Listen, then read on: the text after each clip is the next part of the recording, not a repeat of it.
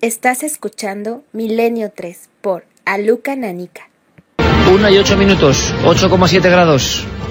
Bienvenidos, amigos. ¿Sabes, Carmen, que ya hay cierta leyenda urbana sobre si se me quebró la voz o no, recorriendo los foros de internet, ayer embargado por la emoción? Hay dudas sobre si es emoción o frío. Era emoción. Claro que sí, buenas madrugadas, Iker. Y no era para menos, el estar ante tantos miles de personas que habían ido a ver radio. La verdad es que sentimos el calor de toda Palencia, estuvieron allí aguantando el frío que estábamos pasando, pero bueno, hasta el último momento allí estuvieron acompañando a la nave del misterio. Empezamos enseguida con un montón de temas, como siempre, el sábado completito, pero vais a permitir que hagamos este breve anexo de agradecimiento, porque lo de ayer sí que es cierto que nos superó un poco, porque en el buen sentido. Claro que sabemos que Milenio, pues bueno, ha enganchado a parte de la gente y que queréis verlo cuando salimos ahí afuera, pero lo de ayer en Palencia fue algo sensacional. Creo que según datos de la policía, unos 5.200 personas se concentraron ayer para vivir la radio. En una ciudad que tiene su frío, hay que decirlo, en un pabellón que también era, por su estructura, pues causaba cierta temperatura casi gélida, y la gente estuvo ahí, la gente sentada en el suelo, la gente de pie. Creo que ya por foros como los amigos de Milenarios o por ikerjimenez.com del amigo Guillermo León ya están recopilando toda la información.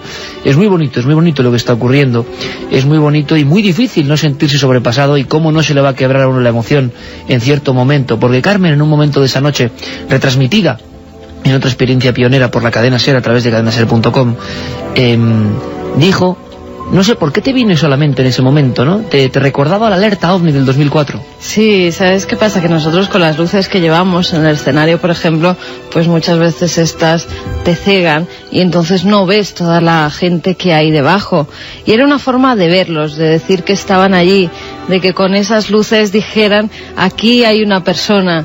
Y la verdad es que fue precioso ver todo ese estadio estrellado, aunque estuviéramos a cubierto. Fue una experiencia preciosa. ¿Tú cómo lo viviste, Alberto? Bueno, pues la verdad que también bastante impresionado, sobre todo porque yo no había podido estar en esa alerta OVNI, y me sorprendió mucho, ¿no?, ver todos aquellos teléfonos iluminando aquel pabellón repleto de gente. Y no sé, yo creo que esta vez, bueno, todos los sitios han sido especiales para Milenio, ¿no? Pero este era una plaza muy difícil, era un sitio donde había mucho frío, había otras alternativas al programa porque se estaba celebrando un concierto que también llevó a muchos jóvenes y bueno, pues era una plaza difícil. Pensábamos que llenar un pabellón con 3.000, luego al final 4.000, luego al final 5.000, y gente en la calle que incluso estaba en la puerta que no pudo acceder porque estaba completamente abarrotado. Quizá el primer abrazo, Alberto, Carmen, sea para esa gente que se quedó fuera. Es que hubo gente que no pudo acceder dentro, que se quedó fuera, pasando frío. Muy poquita gente. Sí, porque hicieron una muy buena gestión los amigos de la SER para que todos estuvierais. No sé, uno se queda sobrepasado, sobrecogido siempre en el aspecto positivo. He leído por ahí algún comentario, a veces me paseo intentando en algún minuto captar algo al vuelo, y había un chico en uno de estos foros que decía: cuánta gente se está despertando, ¿no? Me ha parecido un símil tan bonito, tan increíble. Quizá no persigamos eso, no somos desbrozadores del sueño de nadie, pero qué bonito es que tanta gente joven de todas las generaciones. Ayer cuando acabábamos y nos retirábamos ya todavía había gente esperándonos, ¿no?, para una firma, para una foto, para estar un minuto con nosotros. Y yo vi a personas de 90 años, a niños de 2 meses, a tanta gente, a todo el espectro de la sociedad. Nos vais a permitir este pequeño recordatorio a la gente de Palencia, que era gente de toda España, porque es muy emocionante, es muy grato, es un tesoro. No sabéis, porque no podemos expresar. A veces contamos el misterio y contamos las cosas y lo que ocurre y los casos, pero es muy difícil expresar lo que uno siente exactamente cuando estos 3 amigos que estamos aquí acompañados del maestro Noel Calero, pues salimos ahí fuera y oímos ese estruendo tremendo del aplauso, que creemos y queremos creer y tenemos fe en ello, que no es un aplauso solamente de admiración o de ver qué pasa o de intentar pasar miedo. No, era un aplauso de afecto. Creemos profundamente en la energía, creemos en la mente positiva, así que imaginad, a pesar del agotamiento, del cansancio, cómo pueden sentirse nuestros cuerpos y nuestras mentes de gratas cuando recibimos todo ese cariño, toda esa energía, toda esa fuerza de todos vosotros. En fin, por noches como la de ayer merece la pena seguir en esta aventura de la radio y saber que mucha gente en diversos lugares, en diversos pueblos, a través de internet vive esa esencia que no se viene a explicar, pero que es el espíritu de Milenio. Gracias, amigos. Muchas sorpresas de todo tipo, vamos a ir informando. Empezamos ya con ese agradecimiento eterno, grande, sincero y real, que hay gente que puede pensar, hombre, que qué pagados de sí mismos son estos chicos de Milenio. Yo creo que esta noche nos entendéis. Vivir lo de ayer es absolutamente inolvidable. Eso ya no se puede quitar de nuestra memoria. Gracias, de verdad, por hacerlo posible. Vamos a ver, Carmen. Como este equipo sigue trabajando, a pesar de que a veces parece que es que nos lo pasamos bien, porque es la verdad, sigue trabajando, sigue estando ahí. Ayer recordamos ante toda esa gente a un chico que le hubiese gustado mucho estar en Palencia, pero que gajes del oficio tenía que estar muy lejos. Se proyectó en Palencia ante las 5.000 personas uno de los reportajes, yo creo, más redondos que ha hecho este equipo de Cuarto Milenio y de Milenio 3, que era el del Cristo misterioso de Palencia, ¿os acordáis? Ese Cristo que supuestamente era momia. Bueno, pues en ese previo que hicimos ayer volvió con silencio sepulcral de 5.000 almas en Palencia, como tenía que ser, a verse esas imágenes captadas por nuestro compañero Luis Álvarez. Luis estaba muy lejos, a miles de kilómetros, tan lejos como para recibir nuestra voz a la 1:15 desde Cabo Cañaveral, en ese lugar icono del mundo del espacio, del mundo de la conquista de otros mundos. Don Luis Álvarez, buenas noches, amigo.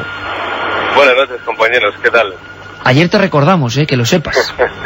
Bueno, imagino, después de lo que estáis contando, porque yo he estado oyendo desde hace ya unos minutos, estoy alucinado, no tenía ni idea de la que se había organizado allí, pero es que lo que vosotros no podéis ni imaginar es cómo me encuentro yo después de lo que he vivido hoy y de lo que he visto hoy, así que sepáis que la familia de Cuarto Milenio y de Milenio 3 parece que está conectada por algún hilo, porque cuando vosotros disfrutáis a lo grande, nosotros aquí también hemos disfrutado absolutamente a lo loco, Iker. No tengas la menor duda de que esos hilos existen, y mucha gente se estará preguntando en esta noche, ¿qué hace primero Luis y un equipo de Cuarto Milenio en Cabo Cañaveral? ¿Y por qué se lo ha pasado tan bien? Ahora lo resolvemos.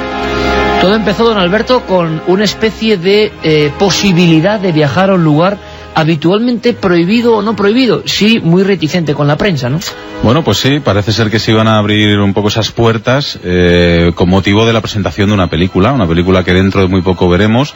Y bueno, pues la multinacional Fox decidía que fuera algún periodista para, desde Cabo Cañaveral, desde la sede de la NASA, pues poder explicar a todo el mundo de qué iba esa película y qué nos iban a contar, ¿no? Para hacer una breve sinopsis, pues simplemente nos ponemos en el futuro, el sol comienza a apagarse y un grupo de científicos deciden que tienen que ir al sol pues para inyectar alguna historia, y de repente se ven inmersos en un montón de cosas extrañas y diferentes que les ocurren, ¿no? Y entonces, con motivo de esa película, decidían que fuera algún periodista de España. Creo que, ahora nos lo confirmará Luis, pero creo que es el único periodista que ha ido de España para esta presentación. Y bueno, pues a partir de ahí Luis Álvarez fue el candidato ideal, y allí tenía que hacer una serie de cosas que creo que hasta la han puesto al revés, o sea que él nos irá comentando. Ahora nos lo va a contar. Ante todo, amigos, bueno, primero, Carmen, líneas abiertas, importantísimo, porque puede que haya grandes preguntas para la NASA por dentro, ¿no, Carmen? Para Luis, a ver cuál ha sido su experiencia. Seguro que surgen muchas preguntas y se la transmitiremos, porque ya sabéis que esa vía de contacto 7640, palabra clave Milenio Espacio, y como siempre, vuestros mensajes, vuestras preguntas, ya está abierta esa línea de contacto, Iker. Que nos transmitan las preguntas que le quieren hacer llegar a Luis, o también de cualquier otro tema de los que vamos a tratar esta noche. 1:18, ante todo, gracias a nuestro compañero, querido compañero, hay que decirlo, Eric Fratini, que nos ha dado la oportunidad de, con su mediación, que esta aventura tenga lugar. Allí está don Luis Álvarez, que lo vive todo intensamente, en Cabo Cañaveral. ¿Por qué decías lo de disfrutar a lo loco? Me temo cualquier cosa, Luis. ¿Qué ha pasado? Cuéntanos una imagen. Bueno, es que sería de verdad, habría que hacer una crónica completa desde que llegamos aquí el jueves. Ahora estamos regresando desde la base, desde el Centro Espacial Kennedy, que es uno de los más míticos que tiene la NASA repartidos por todo este imperio que es Estados Unidos, y es divertidísimo lo que ha pasado hoy. Sin más te comento, primero, a mi llegada el jueves, no sé si los oyentes se habrán enterado, pero por aquí pasó una serie de tornados y comentaban que era el de mayor gravedad quizá, es decir, la llegada de tornados más grave en 10 años.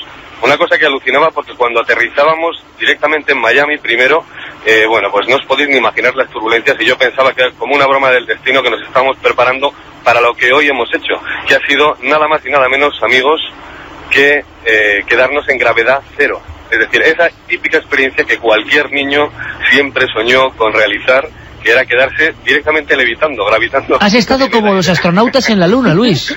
He estado como los astronautas, pero es que no os podéis imaginar. Lo hemos hecho durante 3 horas, volando en un avión, en un Boeing 727 que despegaba desde Cabo Cañaveral, y hemos estado en el aire 3 horas haciendo vuelos picado, haciendo puntos de inflexión, parábolas, y es que es alucinante eso de estar durante 30 segundos volando con una botella de agua, echando gotas de agua al aire, bebiéndolas directamente del aire, quitándose las gafas y lanzándolas por ahí, etcétera, etcétera. Y Madre somos mía. 12 periodistas internacionales acreditados. Efectivamente ese ha sido el proceso, como habéis comentado antes, de cómo hemos llegado hasta aquí, gracias evidentemente también a la Fox, con motivo de la presentación de esa película que se llama Sunshine y que se estrenará a partir del 13 de abril en todos los cines del mundo, y que os garantizo, Iker, que es una película, si no alucinante, diría yo más bien que espeluznante, porque Alberto ha hecho una buena sinopsis, pero es que el director de esta película es un director de culto, es Danny Boyle, el director es Andrew McDonald, y bueno, y hay que decir de este director, es el director de películas tan buenas como Trainspotting, que ya es cine de culto generacional, o 28 días después. Y bueno, le hicimos una entrevista y yo le pregunté por qué tenía tanto interés en que los 12 privilegiados que han podido ver 15 minutos de esa película desde un principio, por qué tenía tanto interés en que todos tuviéramos esa experiencia tan chocante de quedarnos en gravedad cero. Porque, ¿qué quieres que te diga, Iker? Yo ya os lo he dicho alguna vez, el jueves antes de que me fuera, estábamos comiendo juntos y os lo dije, yo odio volar. Lo odio. Por eso te mandé. Y encima volar más que ninguno, porque con lo del Gadillo que estás seguro que has sido tú el que más ha volado de todos los periodistas que estabais allí.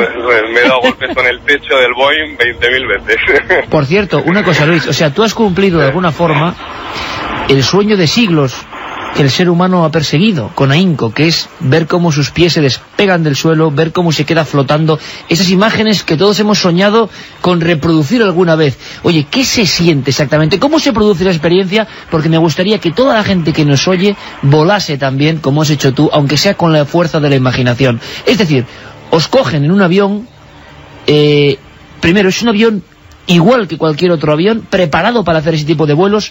¿Cómo es paso a paso la experiencia? Pues mira, para empezar, lo más alucinante ya de por sí es entrar en la NASA, es decir, ver cohetes descomunalmente inmensos, hangares con ese logo que todos conocemos con las iniciales de la NASA, y estar en una pista descomunalmente grande con un Boeing 727 con las iniciales también de la NASA, y acceder a un avión en el que en el interior no hay asientos directamente, solamente hay unas pequeñitas filas porque estos viajes son muy selectivos, solamente pueden entrar en cada vuelo alrededor de las 20 personas, una cosa así, y con una serie de especialistas muy cualificados que te echan una mano constantemente en cualquier momento, porque de hecho hay gente que ha vomitado en vuelo, bueno, hay gente que se ha sentido muy mal, claro, muy mareada, y hay gente que también se ha golpeado. Pues bien, ¿cómo se realiza esto? En ese avión acolchado, diáfano por completo, os podéis imaginar, sin ninguna referencia en cuanto a qué es lo que está sucediendo en el exterior, salvo en 2 ventanitas de emergencia. Imaginaos que de repente el avión despega y se pone directamente en vertical. No en vertical porque eso sería imposible, caeríamos directamente al suelo, pero casi en vertical. Es decir, estás viendo cómo estás con una fuerza que te empuja en el estómago contra el suelo, estás tumbado encima de una colchoneta y te suben hasta una altura aproximada de 12.000 metros, y cuando estás ahí es como si de repente apagaran motores y el avión empieza a caer en picado. Bien, pues es en ese momento cuando de repente empiezas a flotar, estás tumbado en el suelo, tu cuerpo empieza a flotar, se empieza a elevar solo, y bueno, no os podéis ni imaginar, porque pierdes toda referencia de qué es lo que es arriba, abajo, derecha, izquierda, te golpeas con los compañeros, unos están riéndose, dando brazadas como si estuvieran en una piscina bañándose, etcétera, ¿no? Es decir, es una experiencia irrepetible, pero ya os digo, ahora todavía tengo el estómago en el coco, o sea, no os podéis ni imaginar, ¿no? Porque hemos hecho más de 30 parábolas, eso es una bestialidad. A veces la radio y la comunicación te permite cumplir ciertos sueños y conocer nosotros, los que estamos aquí, a a miles de metros más abajo lo que se tiene que sentir, lo que pudieron sentir los astronautas cuando viajaban hacia la Luna en busca de lo desconocido. Claro, eso de las gotas, de ver cómo los objetos pierden esa ley que les aferra a lo material, casi como todo se convierte en mágico, tiene que ser increíble. Luis, ¿tú qué has hecho exactamente? Cuéntamelo de pe a pa, por favor. Pues mira, hemos intentado, nos han dado la oportunidad de la productora, porque también estaba a bordo Danny Boyle y su productor, hemos volado juntos, es decir, es una experiencia única y sé que mucha gente ahora mismo me estará envidiando, porque si no lo conocéis, ya os lo digo, Danny Boyle es uno de los directores de culto más reconocidos a nivel internacional, y hemos estado con él durante todos estos días.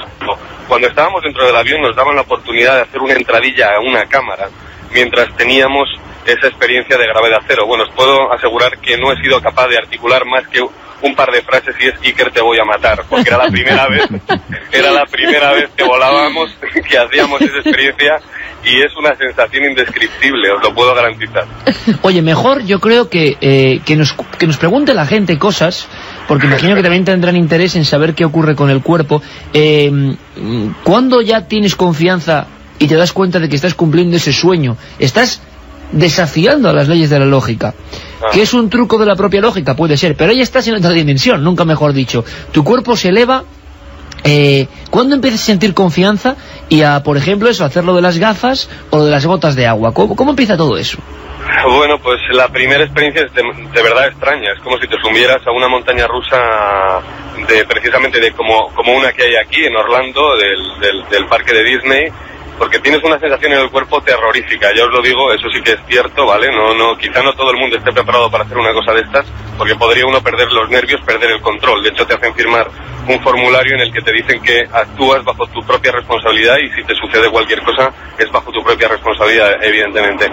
Pero a partir quizá de la tercera parábola, de esos 30 segundos, la tercera vez que tienes 30 segundos para levitar, es cuando empiezas a darte cuenta de que nuestro organismo no está para nada hecho para flotar. Solamente quizá en sueños sería la única vez que podríamos comparar, solamente en el mundo onírico. O en viaje astral, ¿no? Efectivamente. Sería se podría ejercer ahí una similitud.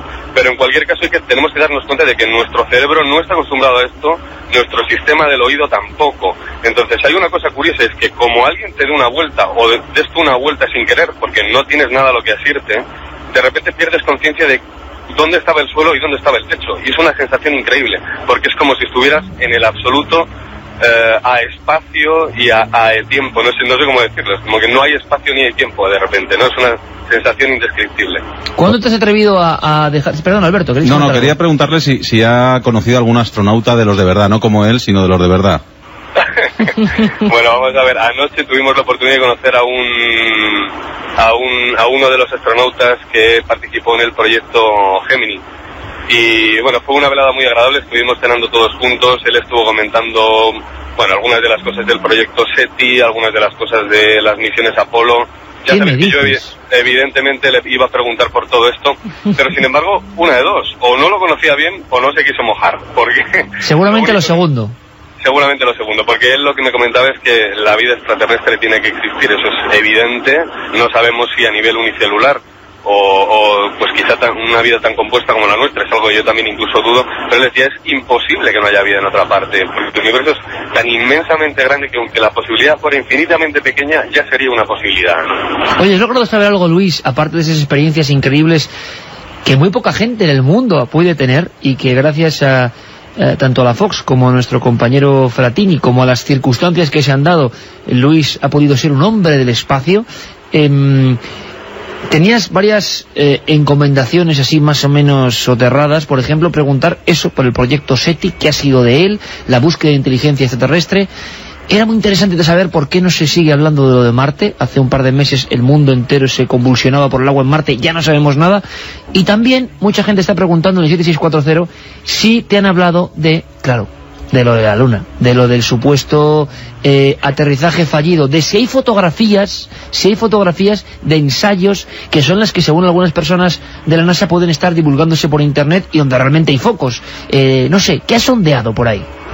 Bueno, pues mira, para empezar, en la Estación Espacial Kennedy tenemos, precisamente es el sitio desde donde parte esa misión Apolo que llega a bordo de esa nave, bueno, pues Buzz Aldrin y Neil Armstrong, que estuvieron allí. De hecho, hemos tenido la oportunidad de grabar el traje de Armstrong, es decir, he estado delante del traje de Armstrong que estuvo en la Luna, he buscado como un loco porque ya no había nadie en las instalaciones NASA, hemos estado hasta muy tarde, aquí ahora mismo son las 7:30 de la tarde, y he estado intentando buscar ese trocito de roca lunar que posiblemente podía estar allí, pero no hay ningún rastro, no he podido encontrar nada. Cierto es que las instalaciones, como digo, están cerradas.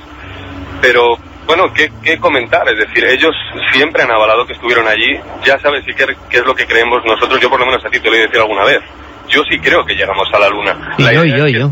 Claro, es muy probable que lo que sucedió, porque yo ayer también le preguntaba a este hombre, ¿no? Oye, ¿qué se ha comentado de esta encuesta típica, como comentaba Santi Camacho, que se hizo hace poco en el que el propio pueblo norteamericano tenía dudas en torno a la autenticidad de si el hombre llegó o no, había sido un montaje en el desierto de Nevada.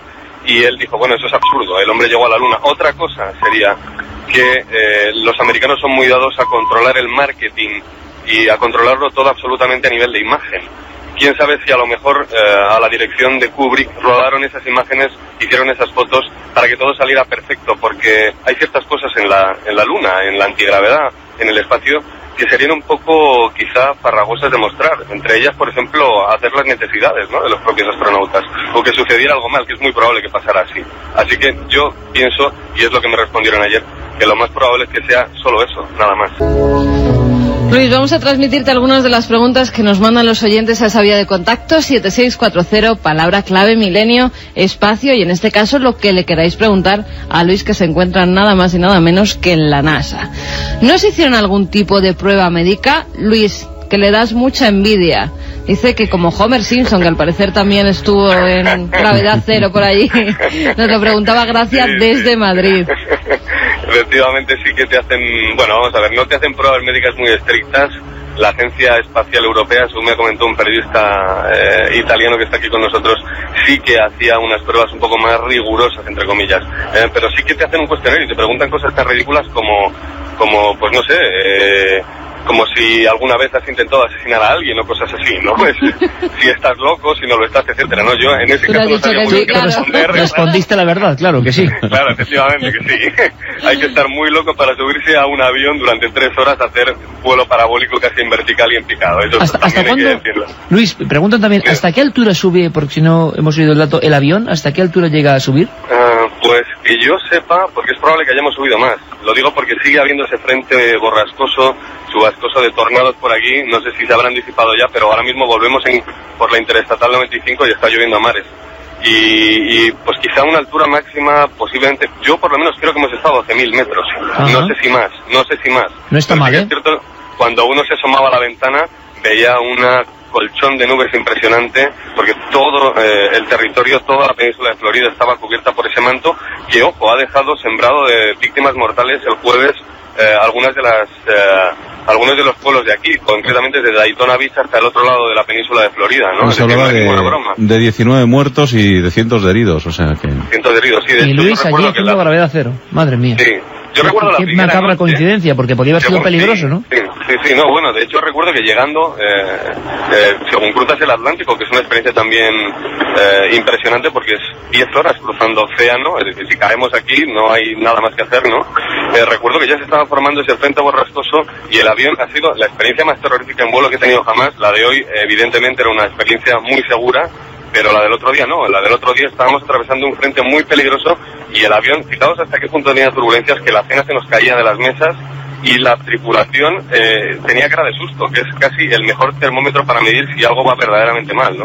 Y cuando llegamos a Miami, después volvimos a aterrizar en Orlando, yo mientras estaba durmiendo no sabía ni muchísimo menos que se fuera a organizar un tornado, una serie de tornados, y os tengo que decir que tuve que a las 4 de la mañana que levantarme y cerrar la ventana porque me estaba entrando el agua directamente a la cama.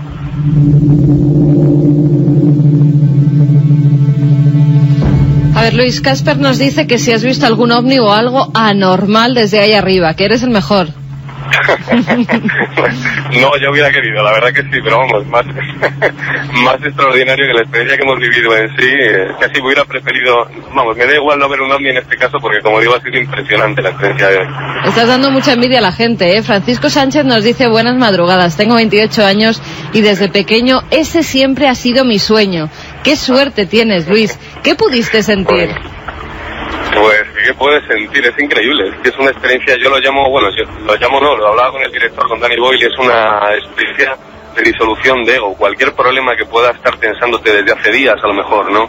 Problemas cotidianos, etcétera, de repente desaparecen porque es una experiencia tan chocante que es como si tuvieras una expansión de conciencia. Es absolutamente increíble. De hecho, la tripulación que trabaja en esto y que lo hace a lo mejor una vez cada 2 o 3 meses, este tipo de viajes, entre comillas, espaciales, tienen una mirada muy curiosa, la mirada de un niño, una mirada feliz. Eso demuestra que quizá estas experiencias hacen que, bueno, pues recuperemos ese sueño de infancia, ¿no? Paula nos dice que si viste el plató donde se hicieron las fotografías de la luna, que si lo has encontrado ya.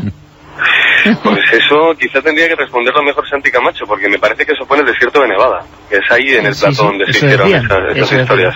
Pues a lo mejor lo habían recreado. Julio Corral, que te dice que el mejor reportero en un lugar increíble, que qué envidia le das al bueno de Julio. Bueno, yo no sé si seré el mejor reportero, lo que sí que sé es que Julio es uno de nuestros mejores contactos en Vitoria, junto con Enrique Chazarra y Antonio Arroyo, eso está clarísimo. Oye, lo que sí tendrías que decir, Luis, es lo que hemos hablado tú y yo a micrófono cerrado esta tarde, que no volverías a hacer la experiencia. No, o sea, que todo hay que decirlo, ¿no? No volvería a hacer la experiencia, efectivamente, porque yo soy un bicho de tierra, ya os dije, además, el jueves en la comida, que bueno, que no sabía cómo había dicho que sí a una experiencia así. Evidentemente no me arrepiento, eso está clarísimo, ¿no? Pero bueno, yo ya viví la experiencia, no tengo necesidad de volver otra vez a subirme durante 3 horas a un avión y hacer 30 parábolas, porque llega un momento en el que de verdad el cuerpo te dice, por favor, ya vale. Oye, que alguien pare esto que me bajo. ¿Es muy difícil lo de absorber las gotas de agua en gravedad cero? Pues no, porque es como si fuera... ¿habéis visto el anuncio ese de chocolatinas redondas que vuelan en el aire? Pues es muy parecido. Es como una especie de sólido. Entonces tú te acercas a la burbuja y te la introduces en la boca como si te lanzaran, como digo, una de estas gominolas a la boca, ¿no? Es decir, están suspendidas en el aire. Solo tienes que acercarte y aproximarte a ellas y absorberlas como un pez. ¿Y se siente exactamente lo mismo? ¿La sensación de frescor dentro del organismo? ¿Todo es igual? ¿Cómo pasa ese agua? Ah, bueno, claro. Bueno, a ver, no sabría decirte porque no lo he pensado así. Lo que sí que es cierto es que refresca la boca como habitualmente. Pero fíjate, buena pregunta, no me he dado cuenta, no me he fijado en si luego el agua... Bastante tenía con bajar del techo como para pensar en el agua. Y después de transcurrido los 30 segundos, poco a poco el cuerpo vuelve a unirse, vuelve ese desdoblamiento entre comillas, vuelve a condensarse, a ensamblarse, ¿no? Bueno, vuelves a la realidad. Te elevas, claro, igual que te elevas, igualmente caes, como una alfombra voladora que poquito a poco va cayendo, pero si el piloto tiene algún problema en cabina y no ha desarrollado demasiado bien la trayectoria de esa parábola, pues pasa lo que nos ha pasado, que nos hemos dado un golpetazo tremendo todos unos encima de otros, cayendo porque de repente la gravedad cero ha dejado de ser de gravedad cero a la gravedad habitual de la Tierra, ¿no? Y nos hemos caído todos a plomo, menos mal que colchonetas, pero algunos hecho daño, ¿no? Yo creo que ha sido una experiencia, el primer programa de radio, hay que decirlo, que ha estado en gravedad cero. Ya veremos cómo se va comportando el organismo de nuestro compañero Luis Álvarez, le haremos un estudio comparativo de seguimiento, pero ante todo, Luis, muchas gracias por llevar ese espíritu de milenio que estábamos comentando, que ayer se reflejó en Palencia, a lo más alto de las esferas cósmicas, y a sentir eso que tanta inquietud generó en cuanto pudimos ver las primeras imágenes de astronautas en blanco y negro hace tanto tiempo, ¿no? Es decir, ¿cómo debe ser verse suspendido, verse desligado de esas normas de la lógica? Como a veces contamos en algunos temas aquí en Milenio. Luis, que mandamos un fortísimo abrazo a ti, a todo el equipo que está contigo, evidentemente, disfrutando y apasionándose con imágenes que vamos a ver y que creo que van a ser apasionantes. Amigo y compañero, un fortísimo abrazo cósmico. Y que solo quería transmitirle una pregunta que acaba de llegar y que además, pues bueno, me ha dejado un poco, no sé. A ver, ¿qué piensas tú, Luis? ¡Qué envidia!, nos dice un amigo. ¿Sentiste a Dios? Bueno, esa es una buenísima pregunta, porque fijaos una cosa que ha pasado. Esto, fíjate, no se me habría ocurrido, no lo hubiera contado si me llegara a entrar esa última pregunta, pero ha sucedido un fenómeno muy curioso cuando estábamos todos arriba en esos descansos que hacíamos hasta que el avión podía otra vez volver a situarse y durante 5 minutos podíamos reposar. Pues se estaban formando círculos alrededor, círculos de personas que hablaban unos con otros, y tenía la misma sensación de haber estado en algún tipo de reunión chamánica en la que la gente empieza a expresar sus sentimientos de una forma muy abierta. Por eso decía que es una experiencia de disolución de ego, de ruptura de ego, en el que los problemas que podíamos haber tenido entre compañeros los días anteriores de repente desaparecen. Es una sensación muy especial, y si eso se puede llamar sentir a Dios, que yo creo que es exactamente eso, pues ¿por qué no? Sin duda, viaje cósmico e iniciático. Te mandamos un fortísimo abrazo, Luis. Cuídate, de verdad. que te queremos enterito aquí dentro de poco, ¿eh? Un abrazo súper fuerte a todos, chicos. Estoy encantado. Muchísimas gracias a todos por haberlo hecho también posible, ojo, ¿eh? Claro que sí, Luis. Lo sentimos así. Cuéntanos, absorbe todo lo posible con el equipo de Cuarto Milenio y Milenio 3 que está allí. Gracias por poner un micro de la cadena SER tan alto y en una experiencia tan irrepetible, inolvidable, que, como decía Cristóbal Colón, aquello en una discusión, sí, pero yo lo hice y usted no. Entonces tú ya eres uno de esos que ha estado ahí con esas sensaciones que nos has intentado transmitir a la 1:40, en vivo, conexión desde el estudio de la cadena SER con Cabo Cañaveral. Gracias, amigo, un fortísimo abrazo cósmico. Un fortísimo abrazo a todos. Ahora la cosa cambia porque esto es un carrusel de emociones, ya lo sabéis. Vamos de lo más futurible, lo más cósmico, la experiencia emocionante de ver a un compañero de nuestra familia ahí arriba en gravedad cero, flotando en la inmensidad, experimentando con cosas que poquísimas veces se pueden hacer. Vamos también a hablar de experimentos, vamos a hablar de condiciones especiales, vamos a hablar de un tema mucho más remoto. Trazamos una línea, un paralelismo que es posible en esta nave del tiempo y nos vamos quizá a final del siglo XIX, ¿por qué no? Y nos vamos también a hablar de fotos viejas y antiguas, y nos vamos a viejas reuniones de personas que creían que los espíritus existían. Hablamos de la época de las mesas parlantes, hablamos de la época de los mediums, hablamos de personas que eran capaces de, al parecer, reflejar en su propio cuerpo fenómenos extraños e inquietantes. Uno de los primeros casos fue el de Leonor Zugun, que recibía zarpazos misteriosos en su cara y letras, casos de dermografía. La piel se convertía de alguna forma en expresión del más allá. Y premios Nobel o investigadores como Charles Richet o William Crookes sintieron enseguida la fascinación por este mundo. Pero yo tenía un recado al recibir a nuestro querido compañero, asesor en parapsicología de este programa, Santiago Vázquez. Le dije: Santi, desempolva todos los viejos libros. Vamos a hablar de una cosa que ya no ocurre. Vamos a hablar de ectoplasmas. Don Santiago Vázquez, buenas noches. Buenas noches, Iker. Fíjate, han llegado últimamente muchos correos electrónicos y muchos mensajes hablando de un fenómeno que yo pensé, o lo sigo pensando, que caramba, lo sigo pensando, que es esos misterios que ha pasado de moda, o que ya no se habla de ellos, o que forman parte de la época de oro de la parapsicología, y que no sé por qué, si es porque se ha dejado de prestar atención, o porque se descubrió que era un fraude, o porque realmente ya no hay personas con esas capacidades, pero ya nadie habla de ellos. Ectoplasmas.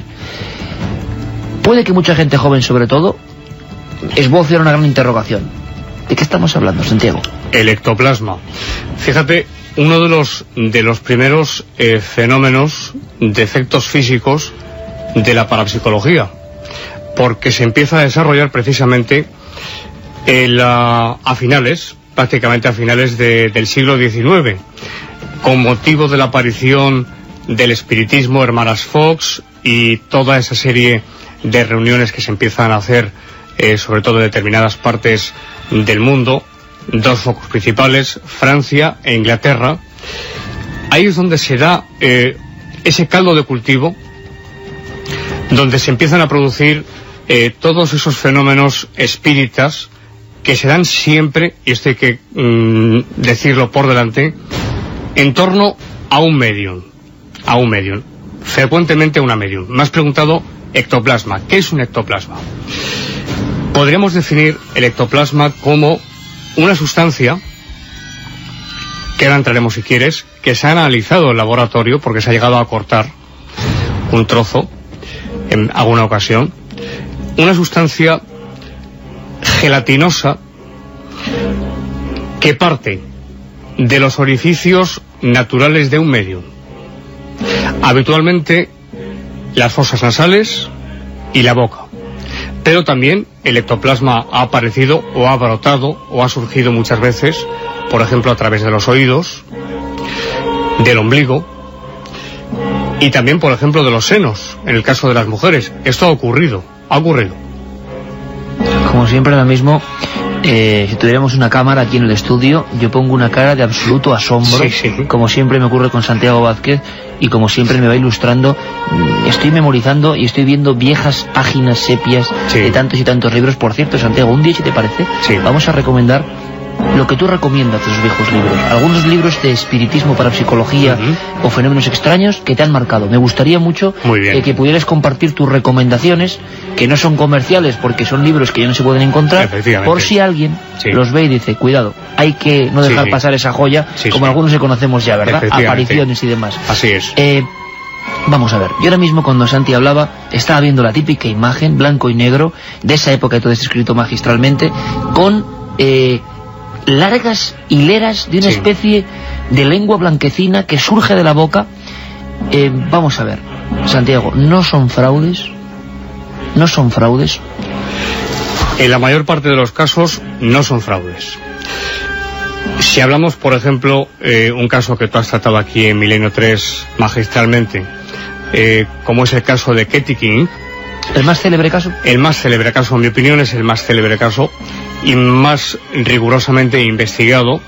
Lo investigó nada más y nada menos que Sir William Crookes, este gran científico, descubridor de muchas cosas, talio, rayos catódicos, muchas cosas, un hombre con muchísima reputación en su momento, y que cuando se entera del caso de Katy King, que era una niña, Katy King era el fantasma, Florence Cook era la medium, era una niña de 15 años. Y entonces él decide desenmascarar ese fraude, ese posible fraude. Estuvo casi 3 años, Iker, investigando, como tú sabes, el fenómeno in situ, al lado de la medium, tocando al fantasma que surgía de Florence Cook. Y al final de su vida, en Bristol, después de muchos años, ya anciano, dijo que no se retractaba de ninguna de las afirmaciones que había hecho, y que el caso de Florence Cook y el fantasma Katy King era un caso totalmente real. Un caso que nos puede servir de guía para esos que todavía no se imaginan en su mente el ectoplasma. Una niña de 15 años que entra en trance, efectivamente, examinada por científicos de gran nivel. ¿Y qué le pasa al cuerpo de esa niña? ¿Empieza a surgir esa sustancia? Sí. En el caso de Florence Cook, como en otros casos, entra en trance, como tú has dicho, pierde completamente la conciencia, un trance profundo. Hay diferentes dentro del trance, sabemos que hay diferentes fases, o fases de profundidad, podríamos decir. Era un trance profundo y brota el ectoplasma. Un ectoplasma, esa sustancia, como tú has descrito, que parte de su boca, parte de sus oídos, fosas nasales.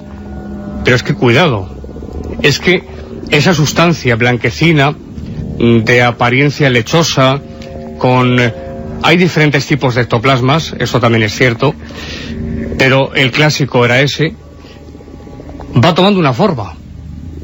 Esto es moldeando algo. Exactamente, es que esto es lo interesante del fenómeno, es que el ectoplasma, en ese caso, en otros casos, va tomando una forma y al final se convierte en una persona material. O una cara, o un brazo, o algo. También, efectivamente, esto puede ocurrir. Lo que he mencionado es el último paso, la última fase, pero como tú bien sabes, y lo has dicho muy bien, efectivamente se pueden materializar manos. Hay vaciados, por ejemplo, en parafina, de ectoplasmas que se han quedado ahí y que luego se ha posibilitado el poder tomar lo que había: unas manos, un rostro, una parte de un brazo, un pie, una parte de una pierna. En parafina, un molde. Exactamente. Porque ¿qué pasa con el ectoplasma? ¿Que tiene muy corta vida? Sí. Es más, vuelve a penetrar en el... Claro, es que esto es interesantísimo. Y lo que ocurre, y es una de las cosas que llama la atención del fenómeno de los ectoplasmas, es que en la medida que el ectoplasma parte o brota del medium, el medium pierde peso. El peso correspondiente a la sustancia que está brotando de él. ¿Siempre es una sustancia que permanece anexa a él como por un cordón umbilical o se separa de alguna forma del cuerpo? No, puede separarse, y de hecho se ha separado. Lo que nunca se debe hacer, y se ha hecho en más de una ocasión, es intentar tocar el ectoplasma cuando se está formando, sobre todo en fase inicial, o cortarlo, como ocurrió en 1988 el grupo Hipergea en Barcelona, que cortaron un trozo de ectoplasma. La medium dio un grito tremendo, cayó en un estado realmente comprometido. Esto es muy peligroso para el medium. Tampoco sabemos por qué, Iker, pero así ocurre. Esa fotografía tú la habrás visto, ese ectoplasma fue analizado, ese trozo de ectoplasma que todos los aficionados a estos temas hemos visto, sujeto por alfileres, pero claro, lo interesante es que al final el ectoplasma desaparece. Es decir, ese trozo que se cortó en Barcelona en el año 88 fue poco a poco, con los días, disminuyendo, y al final desapareció. Como eres capaz ya, por pura comunicación, y yo creo que es algo tan potente o más que la parapsicología, de leer la mente, te iba a preguntar por esa fotografía. Un ectoplasma blanquecino, casi, yo recuerdo amarillento, sí, verdoso, colocado con unos alfileres. Sí. No sabía que la medium había tenido gran dolor. Eso va menguando. Pero, sí, ¿qué dijeron los análisis de ese ectoplasma? ¿De qué está formado el ectoplasma? Pues mira, Iker, resumiendo el análisis de ese trozo de ectoplasma, era materia orgánica. Materia orgánica. Es decir, había células epiteliales, había grasa, había proteínas, es decir, cosas que todos tenemos en nuestra fisiología. Como una prolongación del cuerpo, de la exactamente, carne. Esa es la palabra. El ectoplasma es una, por decirlo así, es una prolongación del medium. Claro, la pregunta es si realmente es algo que parte de la propia fisiología de la persona, del cuerpo del medium, o es algo que la causa paranormal utiliza al medium, pero que no corresponde al medium. Santiago, esto es interesantísimo, ¿eh? Sí. Abre unas puertas muy... Sí. Estaba pensando ahora por qué alguien, hablábamos hace un tiempo, recuerdas, de la posesión, sí, moldea o genera unos cambios orgánicos en cierta parte de la persona, que se proyecta para enseñarlo a los demás. A veces parece que los mediums, por lo menos en las fotografías antiguas, parece que vomitan, que lo pasan muy mal en el proceso de mostrar ese supuesto ectoplasma. ¿Es cierto? Sí, es cierto, efectivamente. En el medium se dan una serie de... se pueden dar, no en todos los casos, pero se pueden dar una serie de efectos desagradables, sobre todo en la fase inicial. Lo más importante, tú decías al principio, y es verdad, que quizás es un fenómeno bastante olvidado pero interesantísimo, porque hoy en día, salvo contadísimas excepciones, no existen dotados que puedan provocar el ectoplasma. Te iba a comentar eso, ya no quedan mediums como los de antes. Claro, efectivamente, es que yo diría que prácticamente no existen ahora mismo. Los habrá, pero como los hubo en su momento, ahora mismo no se da, ni muchísimo menos. ¿Por qué, Santiago? ¿Qué facultades especiales tenían esas personas? No lo sé, supongo... ¿Hay quien pensará credulidad excesiva de los científicos que la analizaban, o no? No, ni mucho menos. Científicos como decía Sir William Crookes, por ejemplo, o Sir William Barrett, Sir Oliver Lodge, es decir, todos hombres de ciencia que se dedicaron precisamente a eso, a intentar desenmascarar el fraude, y no pudieron. Bien es cierto que también hay que mencionarlo, que sí que hubo algunos fraudes, eso es verdad, pero hay un dato, Iker, que no debemos olvidar, y es que también ocurre que cuando el ectoplasma está brotando o partiendo del medium, hay fenómenos concomitantes o paralelos, es decir, fenómenos que se están dando al mismo tiempo alrededor, cerca del medium, o en la estancia donde se está produciendo la ectoplasmia. Esto es interesante considerarlo. Fenómenos, por ejemplo, pues como luminiscencias, destellos. Hay un fenómeno muy común cuando los ectoplasmas parten del medium, y es un olor a ozono. El olor a ozono. ¿Por qué? No lo sabemos, pero se ha dado con muchísima frecuencia, se daba prácticamente en todas las sesiones, ese olor. ¿Por qué? No se sabe, pero ocurría. ¿Qué duración podían tener, o era un margen muy amplio, estos procesos de ectoplasmosis? En el caso, por ejemplo, de Florence Cook, el fantasma Katie King, que además se identificó como una persona una mujer que había vivido, que había tenido una existencia terrenal, por lo tanto, podía estar 1 hora, incluso más, materializada.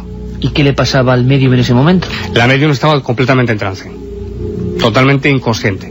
¿Es una experiencia que produce un cansancio, una fatiga, Sí, un estrés en el medium? Claro, el medium después, cuando ya se recupera y toma conciencia de nuevo, tiene unos efectos en su cuerpo, efectivamente. Siente una pesadez, hay mediums que describen pues un mareo, un no saber, sobre todo en esa fase de despertarse, podríamos decir, muy bien dónde están. No saben lo que ha pasado realmente, no recuerdan lo que ha pasado, si el trance es profundo, no saben absolutamente nada de lo que ha pasado en su entorno, si han realmente hecho brotar ese ectoplasma de una forma premeditada. Lo han hecho, pero ahí se ha cortado. Es como si se cortase la memoria. Una vez que empieza el trance y que el ectoplasma empieza a brotar, es como si se cortase la película y ya no recuerda nada más. ¿Esto es una especie de espiritismo extremo? ¿O estaba pensando una especie de parto sobrenatural? ¿Alguien da vida a una serie de figuras que parece que quieren decir algo? ¿Ha habido mensajes, como decías, que se identificaban con personas ya fallecidas? Sí. En el caso que he comentado de Katy King, dio los datos efectivamente de quién había sido, porque se dijo, como siempre, ¿no?, pues que había un parecido extraordinario entre la medium y el fantasma que materializaba. En absoluto. William Crookes dijo y reiteró que había comprobado in situ, porque es que llegó a tener al fantasma materializado, a Katy King, la tomó en brazos en una sesión, Sir William Crookes, para comprobar realmente que eran dos personas. Vio a Florence Cook en el suelo, en la habitación, tumbado en el suelo, totalmente en trance, sumida en un trance profundo, inconsciente totalmente de lo que estaba pasando. Y por otra parte, el fantasma que había materializado mediante ectoplasma, Katy King, paseaba por la habitación con ropa materializada junto a los presentes, hablaba, decía cosas.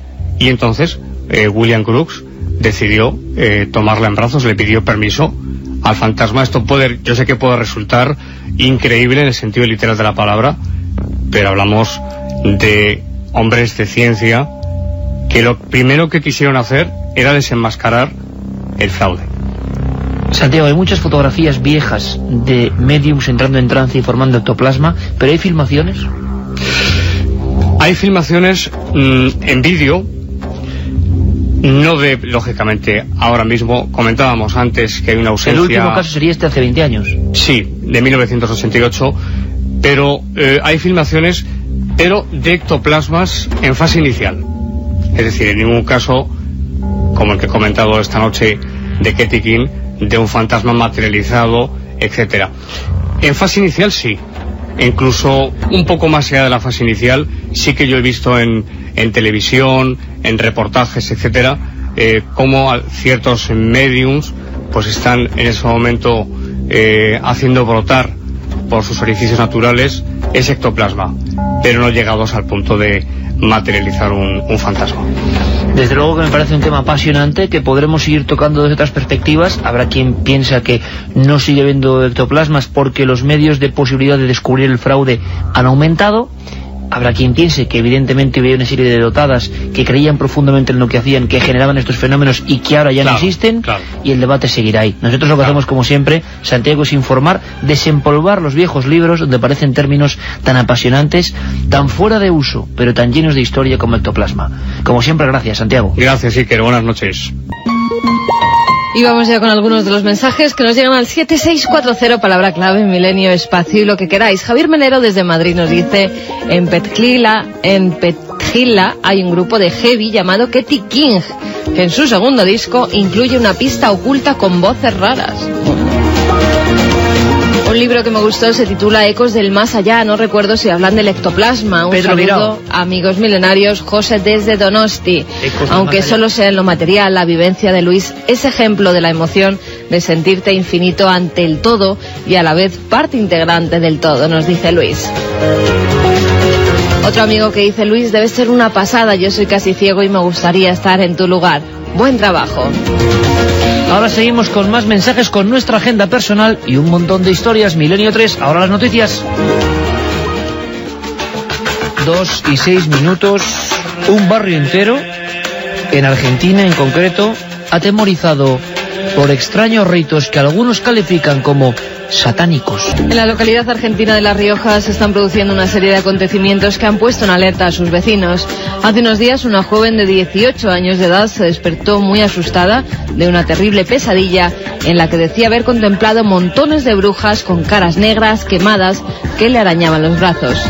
Su madre, Alicia Quinteros, comprobó que la chica tenía en el antebrazo derecho heridas que parecían rasguños y enseguida lo vinculó a un ritual satánico, porque varios vecinos han visto a una mujer quemando dentro de un contenedor un frasco que contenía papeles donde estaban escritos los nombres de los vecinos y niños de este sector.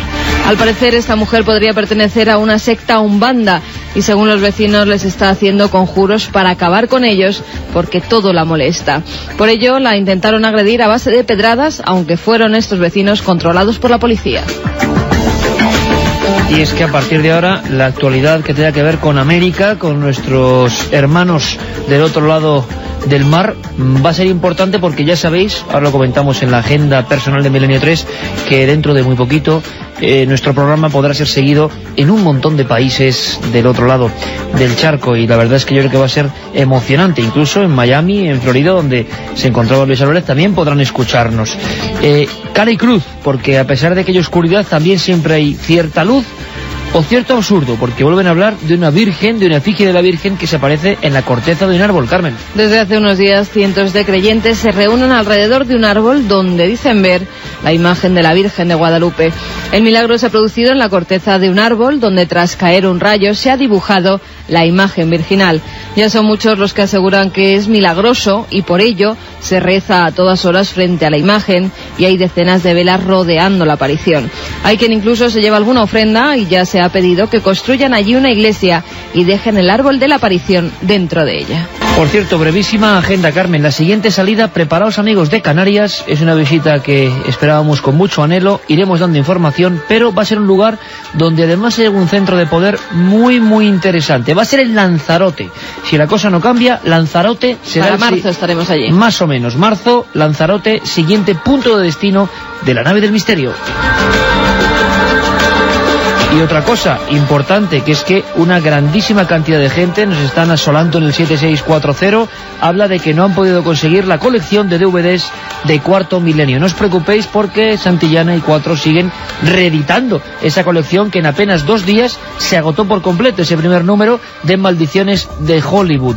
De verdad, amigos, no os pongáis nerviosos, incluso si alguien al final se queda sin posibilidad cuando la próxima semana salga la segunda entrega, que es doble, pues nosotros daremos vías de contacto para quien quiera conseguir ese primer número, que se va a convertir poco menos que en una reliquia. Pero claro, vender prácticamente 60.000 ejemplares en 2 días, pues es algo que abruma hasta el que hace cualquier colección. Y nos han pasado como ayer en Palencia, llegar a un sitio 5.000 personas.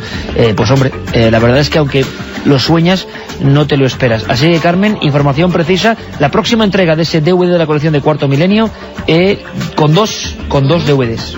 2 DVDs en los que van a poder ver las mejores casas encantadas que han pasado por el plató de Cuarto Milenio y también esos misterios de la Iglesia, algunos revelados en esas páginas que se adjuntan junto al DVD en ese libro que está hecho por los reporteros de Cuarto Milenio, que también son reporteros de esta cadena de Milenio 3, y como no, esas experiencias y ese plató y que contando cada una de las historias que hay en esos DVDs y en ese libro. El lunes a la venta esos 2 ejemplares, pues ya sabéis, yo voy a ir corriendo a por ellos, porque el número 1 solo pude conseguir uno. Visto lo visto, hay que ir, pero muy rapidito.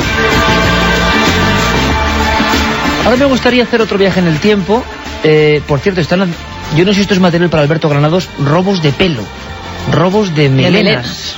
Ahora me lo cuentas. No se sabe si es leyenda urbana o no. Vamos a seguir investigando y tal vez tengamos más datos la semana que viene, porque queremos entrar en contacto con gente que incluso le han quitado el pelo allí. Robos de pelo. Se cuenta que en España antiguamente había un mercado de pelo humano para pelucas, sí, pero para muñecas, pero se vendía, claro, no se quitaba la fuerza.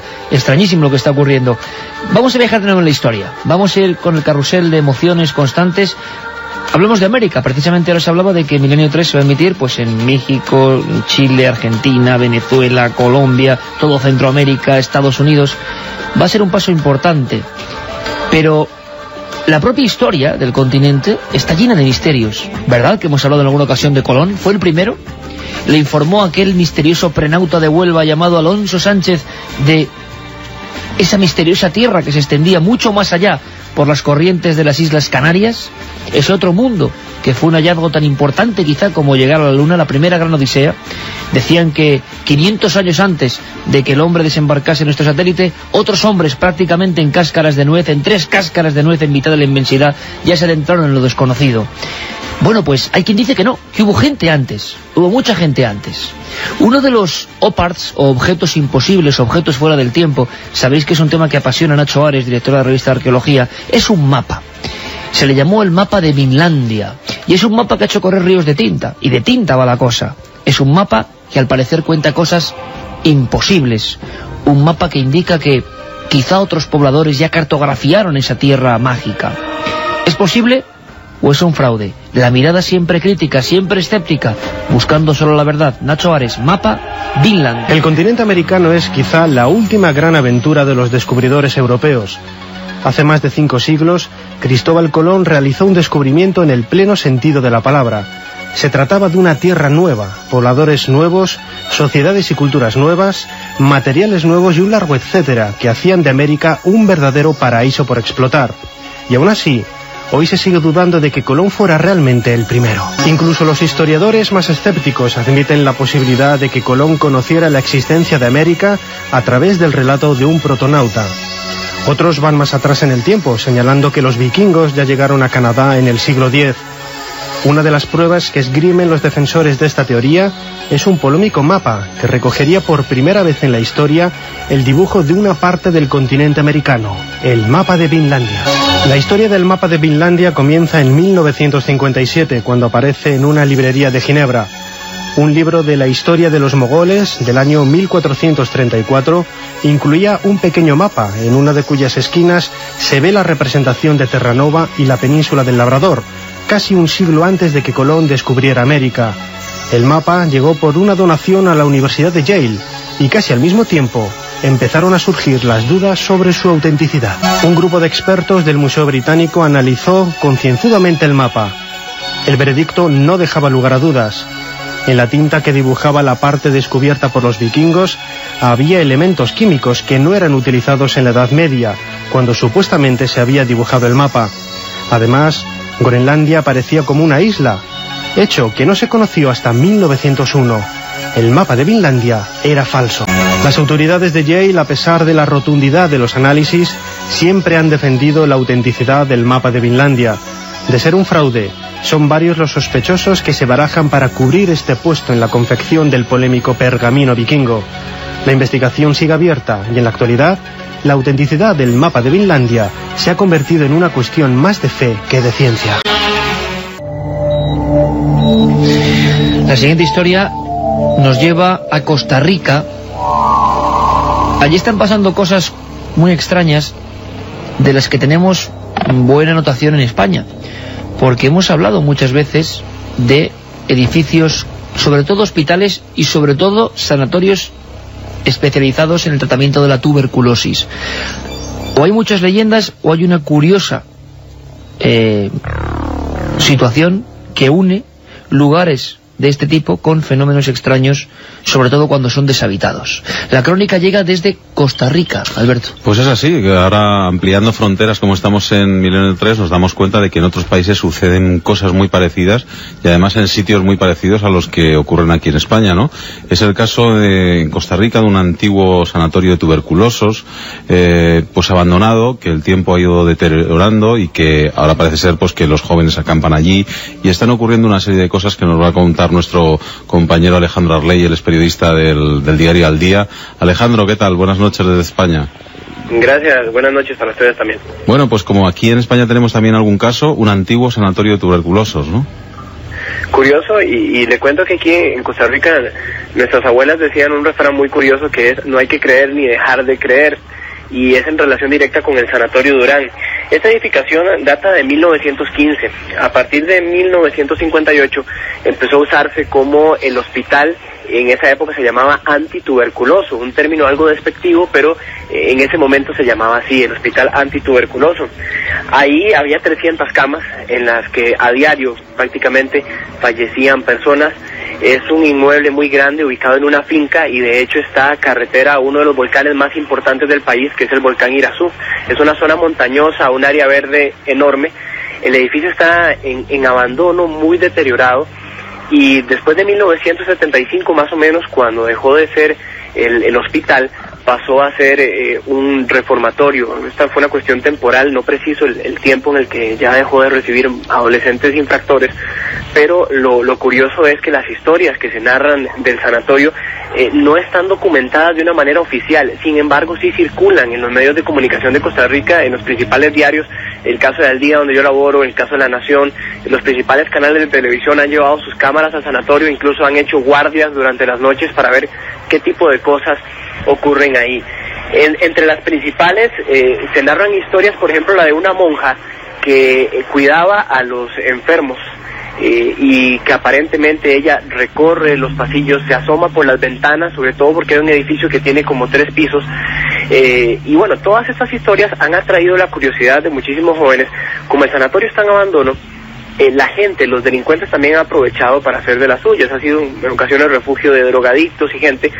Como hablábamos en la última intervención mía, hay gente que ha hecho rituales satánicos también en el sanatorio, algunas veces sorprendidos por la policía, otros no, aprovechando esa apariencia lúgubre, tétrica, macabra, si se quiere, que maneja esta infraestructura. De hecho, entre los datos que tengo por acá están los testimonios de, por ejemplo, cuidadores que han estado, vigilantes que han estado durante varias noches en el sanatorio. El caso de un señor, Santiago León, que afirmó en que una señora lo saludaba y que de pronto desde la ventana parecía ver como una anciana. Cuando él va a revisar, la mujer no está. Otros vigilantes que han afirmado que se escuchan gritos de dolor, quejidos. El sanatorio tiene incluso un cementerio. A la gente que fallecía la enterraban allí mismo, y las historias del cementerio son también bastante curiosas. Incluso se oye decir que se prenden luces. Ese lugar tiene muy poca iluminación y en el cementerio se escucha decir que se prenden luces. Yo, pues, para salir de la curiosidad, yo me fui al sanatorio no hace mucho tiempo. Estuve acampando allá y a eso de la medianoche decidí con un grupo de compañeros meternos al edificio principal, donde los menores tienen sus rayones y mensajes de muerte y un montón de cosas más en las paredes. Lo recorrimos con las linternas apagadas, como una cuestión más curiosa que de por sí, y es una sensación extraña. En realidad a uno se le eriza la piel cuando está ahí, quizás ya por la fama que tiene el lugar, no se sabe qué tanto puede ser su gestión. Lo cierto es que el sanatorio sigue siendo objeto continuo de visitas todos los fines de semana de jóvenes que acampan, y sigue siendo atractivo para los medios de comunicación, que constantemente, por lo menos una vez cada 3 o 4 meses, hacen un reportaje sobre las apariciones y sobre los testimonios de enfermeras, monjas y pacientes que supuestamente rondan esos pasillos. Bueno, alucinante la crónica, compañero, y fíjate, te estaba escuchando muy atentamente, y cientos de miles de amigos de España te aseguro que te estaban escuchando muy atentamente, y claro, estoy seguro que pensaban, caramba, en España tenemos por lo menos 3 o 4 casos prácticamente idénticos a lo que nos narrabas. Te cuento muy rápido, por ejemplo, en Tarrasa, en la zona de Cataluña, aquí en España, un hospital psiquiátrico y especializado después en tuberculosis, amplísimo, y la gente hablaba de un enfermo y también de una monja o enfermera con hábitos largos que paseaba por esos pasillos. Hay quien pensó en su gestión de los enfermos, pero parece ser que hay muchos casos. Había también muchos suicidios. Curiosamente, en ese lugar ya abandonado aparecieron sectas satánicas o gente un tanto extraña haciendo sus marcas, sus pinturas, sus cosas rarísimas. Pero igual ocurre en Aragón. En el sanatorio de Agramonte, por ejemplo, en Aragón, también abandonado, tuberculosis, visión de las mismas religiosas que eran las que cuidaban a los enfermos, y lo mismo, la mujer en la ventana, la mujer deslizándose, y esa sensación que tengo que decirte, compañero, que los propios miembros de este equipo, de aquí de la cadena SER, vivieron allí, ¿no? Una sensación que no se puede describir, pero que nuestro compañero Pablo Villarrubia, y en vivo, nos hablaba de una inquietud muy grande, muy distinta. ¿No te parece curioso que pase exactamente lo mismo? me sorprende, y qué bueno que me lo cuenta, me sorprende muchísimo porque usualmente cuando uno trata estas historias a nivel periodístico aquí en el país, necesita documentarse muy bien, y a la luz de estos casos es increíble cómo se repiten algunos patrones. La historia de la monja es muy curiosa, y tal vez otro día les puedo hablar sobre el Hospital San Juan de Dios, que es un hospital metropolitano, donde también se habla de monjas que cuidaban enfermos y de enfermeras, pero este es un hospital que está en pleno uso. En el caso del sanatorio Durán, lo que lo vuelve más místico, más interesante, es quizás la presencia del cementerio, que queda a escasos metros de los edificios principales. Entonces, ese escenario constante de estos sonidos, ruidos extraños, y a lo largo de la estructura, que es muy grande, es común en algún momento escuchar ruidos, pasos, puertas que se abren y se cierran, luces que se prenden y se apagan. Hay gente que lo ha aprovechado, desde luego, para asustar, para verlo como un punto más atractivo, pero estas historias que te narraba al principio de la monja, de la gente que se asoma a la ventana, y están documentadas por gente muy humilde, gente de extracción campesina que está ahí, que vive con eso cada semana, y que de verdad nos eriza. Ahora, las historias que ustedes me comentan allá, y que sean precisamente de sanatorios donde hubo personas enfermas de tuberculosis, de verdad me deja bastante impresionado, y es muy muy curioso. Pero amigo Alejandro, y por supuesto cuenta con esta ayuda para cualquier reportaje que quieras hacer que pueda establecer ese nexo que ahora estamos haciendo a miles de kilómetros. Te voy a dar un dato más. Tú, que eres un fenomenal periodista del medio El Rotativo al Día, pues no sabrás que en estos dos lugares que te cuento, sobre todo en uno de ellos, hay un cementerio de las personas que fallecían, todas ellas de extracción humilde, y que precisamente estaban en un lugar muy aislado, quizá por los vientos que corrían en esa zona, pero bueno, los sucesos ocurren en el cementerio y en los ventanales de esos pisos. Y en el cementerio, sea bien por fenómeno de fuego fatuo o no, lo primero que se veían unas luminarias, unas candelas, unas luces. Estamos hablando y dándonos cuenta, amigo, que estamos ante el mismo fenómeno a miles de kilómetros de distancia. A ver si logramos resolverlo y seguimos charlando para que miles de amigos a un lado y otro del charco sepan que estas cosas pues parece que pasan y que a veces son idénticas. Alejandro Arley, de Al Día, desde Costa Rica, querido amigo, un abrazo muy fuerte.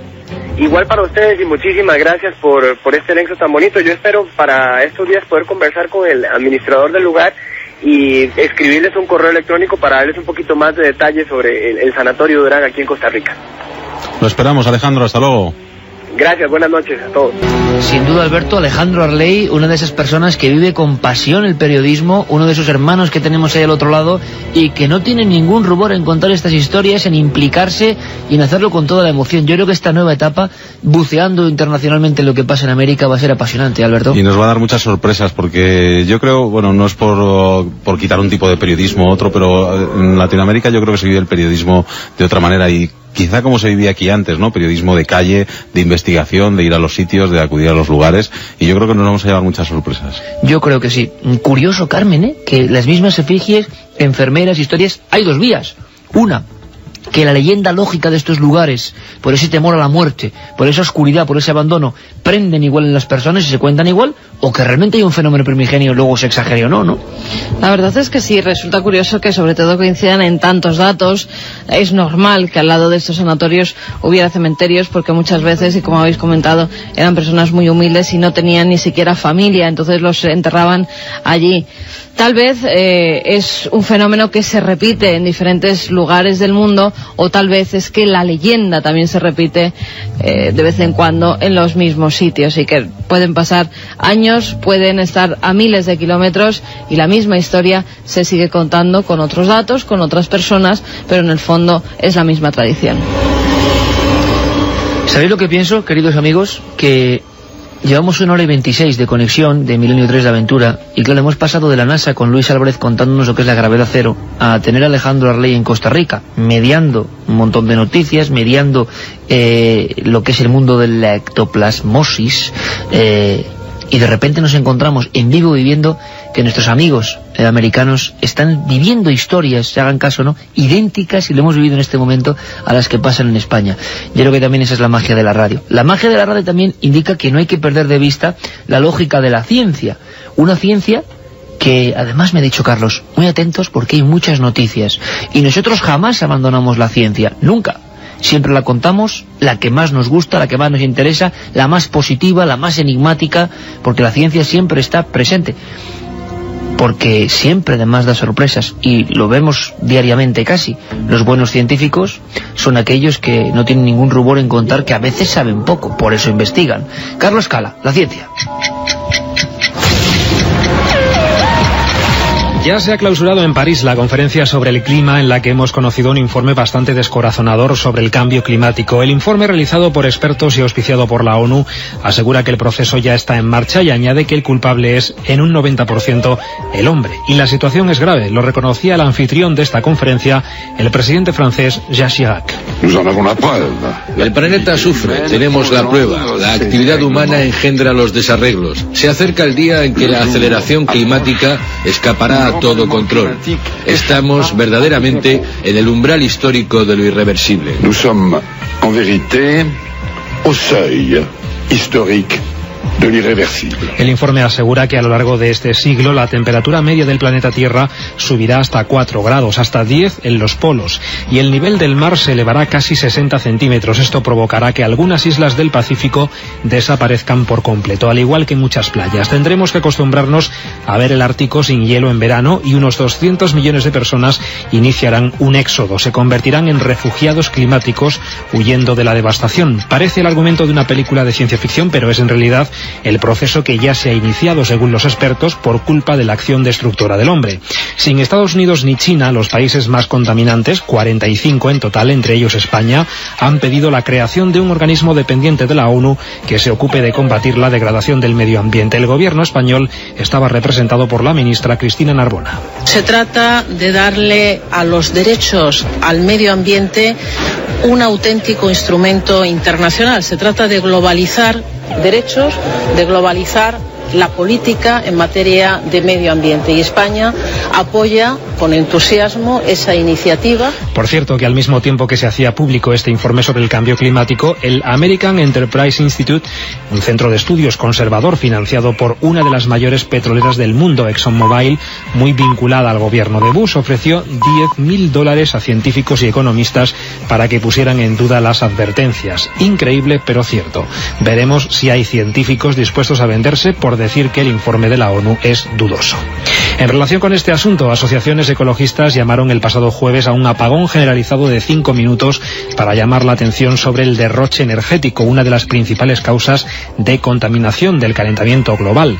El apagón se llevó a cabo, pero en algunos lugares se notó más que en otros. José Luis García, de Greenpeace. Todos podemos hacer una llamada de atención a los responsables públicos, que sí que pueden hacer mucho más que nosotros para evitar el cambio climático. El gobierno, las compañías eléctricas, que tienen en su mano que las emisiones se reduzcan tanto como sea necesario para evitar el cambio climático. Hablamos ya de otros asuntos. Una expedición compuesta sobre todo por españoles se encuentra en la Antártida buscando restos de antiguos buques hundidos y puertos construidos por los primeros visitantes que tuvo el continente helado, balleneros noruegos que llegaron entre 1906 y 1931. Hasta el 18 de febrero tratarán de localizar amarras de cadena, toneles, pinturas en las rocas, calderas, botes y otros vestigios no catalogados. Un grupo de arqueólogos ha descubierto cerca de Stonehenge, al sur de Inglaterra, restos de un poblado neolítico que creen que pudo haber sido el lugar en el que vivieron los trabajadores que construyeron el círculo de megalitos. Cientos de casas en buen estado, con huellas de camas y tocadores de madera en los suelos de arcilla, así como varios esqueletos de animales, forman parte de este yacimiento. Es la primera vez que se localiza algún resto arqueológico cerca de ese enclave. Escuchen esto.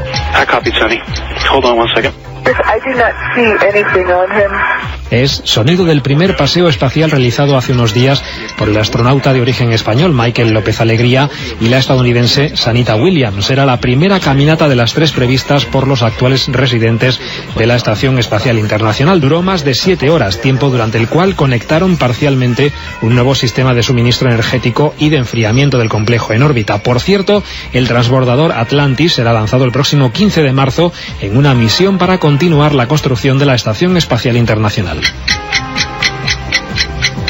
Y terminamos ya. Ecologistas rusos han exigido la adopción de medidas urgentes ante la caída de nieve amarilla, viscosa y de mal olor en algunas regiones de Siberia occidental. Creen que podría representar un peligro para la población y para el entorno, ya que el color amarillento de la nieve podría ser el resultado de una avería en una refinería o en una fábrica de abonos químicos. El gobierno ruso dice que a pesar de que se ha constatado la presencia de concentraciones elevadas de productos ferrosos y otros metales, estos materiales no son nocivos. Nuestro comandante de los sábados, dentro de poco internacional, a las teclas, mandos y músicas, Noel Calero nos pone un clásico. Siempre lo digo, pero es que es tremendo. Dustin Hoffman, Tom Cruise, Las Vegas, Rayman.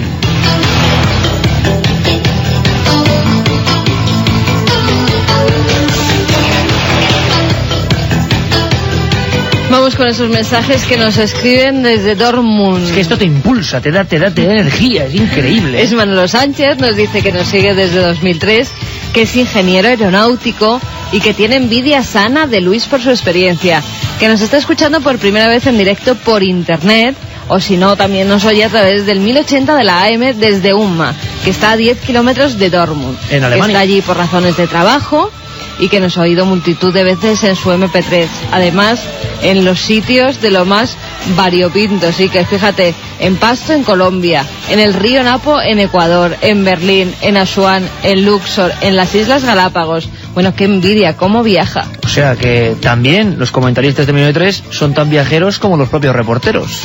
Pero bueno, que así con nosotros se siente un poco más cerca de casa. Los sanatorios para tuberculosos serán lugares de sufrimiento. Están cargados, es lógico que pasen cosas, nos dice Isabel desde Pamplona. Mañana hablamos de un tema curioso en Cuarto Milenio, de un cementerio. Entre otras muchas cosas, de un cementerio. Dicen los expertos que no pasan cosas en cementerios. Mañana en un cementerio, en Cádiz. Mañana hablamos de un cementerio de Cádiz en Cuarto Milenio, entre otras muchas cosas, que merece, amigos, toda vuestra atención. Una amiga que nos dice, no me lo puedo creer, menuda alegría me acabáis de dar. Los pelos como escarpias se me han puesto al oír que venís a Lanzarote. Mi hijo y yo no faltaremos. Pues allí te esperamos.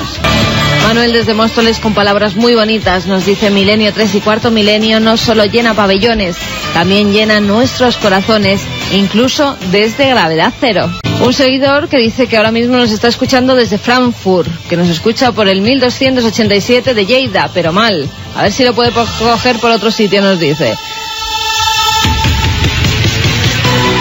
Jesús desde Sabiñánigo, creo que para cualquiera sería un sueño estar en el lugar de Luis. Enhorabuena por acercarnos a nuestro sueño. Soy un valentino que estuve ayer en el pabellón con muletas por un esguince, pero no me arrepiento de haber ido porque la experiencia fue espectacular. Y amigos como Arturo y Sergio, que hoy acabamos de estar en el Otero y las sensaciones han sido increíbles. Se refiere, claro, al maravilloso, pero también misterioso Cristo del Otero que vigila la Paramera palentina.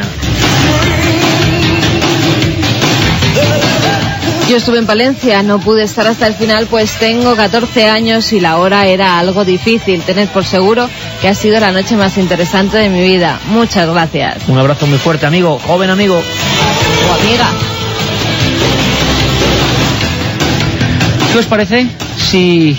Bueno, vamos a ver. Que la tele tiene un poder de impacto en la sociedad, está claro. Que la tele se convierte a veces en cosas muy raras, también. Que a veces hay accidentes, pero que demuestran que el uso que hacemos de la televisión pues no es el idóneo. Nos lo demuestra esta noticia, que vaya mala suerte. Es que es tremendo. O vaya patosa, una de dos. Cuéntame lo que ha pasado con una reliquia de 2500 años de antigüedad y querían grabarla y sacarla en televisión. Pues bueno, la azafata de un programa de televisión chino destruyó en directo un espejo de 2500 años de antigüedad valorado en $1 millón. Esto pasó en el programa Los 10 tesoros más valiosos del canal de televisión central de China. Se mostraba un espejo que databa del 475 al 221, así lo databan, antes de Cristo. Al parecer la azafata estaba mostrando esta reliquia delante de las cámaras. Está fabricada en oro, plata y piedras preciosas. Entre sus manos estaba, pero se le resbaló y se rompió en varios pedazos. Su dueño, el coleccionista Chen Fenghui, aseguraba que ese espejo había sido parte de su colección durante 16 años y era el mejor de más de 1000 espejos. Los productores del programa Los Pobres han prometido buscar un experto para que repare la milenaria joya. Claro, pero la milenaria joya, por mucho que se repare, su valor ya no es el mismo. Claro. Es como un cuadro al que le haces un zarpazo. La restauración, de alguna forma, hace que el cuadro no esté exactamente igual. O un viejo libro que le sustituyes en un incunable una página. Chen Fenghui, vaya se ha quedado sin su espejo y me imagino que la azafata sin trabajo. Y también hay que decirlo, pobre azafata, porque igual no lo hizo adrede, ¿no? Hombre, me imagino que adrede no la habrá hecho. Por eso, la que tampoco pobre mujer, tiene la culpa. Por cierto, a veces no se puede dejar en manos de gente cosas muy valiosas. Es que claro, de verdad. Y eso que el reportaje, el programa era los 10 tesoros más valiosos. Ahora se llamará los 9 tesoros más valiosos, me imagino. Por cierto, enseguida vamos con mente positiva, pero antes, para contrarrestar un poco, no es que vayamos con mente negativa, ni mucho menos, pero sí con mente conspiranoica. ¿Verdad que están saliendo muchos libros sobre el clima? ¿Verdad que está hablándose mucho del cambio climático? ¿Verdad que se dice constantemente que están pasando cosas? No hay mayor conexión con la naturaleza que la de esos hombres del campo, que miraban fijamente a los cielos y sabían, hace unas generaciones, sigue habiendo personas que lo hacen, sabían los cambios, sabían las presiones, examinaban el vuelo de los pájaros, y eran parte todavía de ese microcosmos que es la naturaleza. Pero poco a poco, evidentemente hemos ido despegándonos de ese mundo, y ahora quizá nos sorprendemos de que la naturaleza también muestre sus garras, porque algunos hablan de garras, algunos hablan del efecto de Gaia, del lamento de Gaia. Se viene hablando mucho tiempo de que la propia Tierra como entidad viva, y gente que cree esto, está diciéndonos que basta ya, que ya vale de contaminación, que ya vale de utilizar algunos recursos de forma tan infame, que ya vale de exterminar grandes espacios y arboledas. Nos está hablando de que poco menos estamos atacando a nuestro propio hábitat, y eso no lo ha hecho ninguna especie humana, ninguna especie animal, perdón, y solo la especie humana. Quiere decir esto que es algo absolutamente incomprensible. Incomprensible es el ser humano, desde luego. Por tanto, últimamente, y sobre todo este invierno, como ha habido estos cambios, yo estoy seguro que muchos amigos 7640 nos pueden contar cosas. Recibíamos a veces mensajes de: estamos en tal sitio donde tendría que hacer una temperatura de unos 3 bajo cero a 15 sobre cero. No es normal. Estamos pasando el invierno casi en jersey y no con abrigo, en algunos puntos de España, donde no es lo normal. Están apareciendo especies que algunos identifican que están surgiendo de las aguas más profundas por el cambio de la temperatura.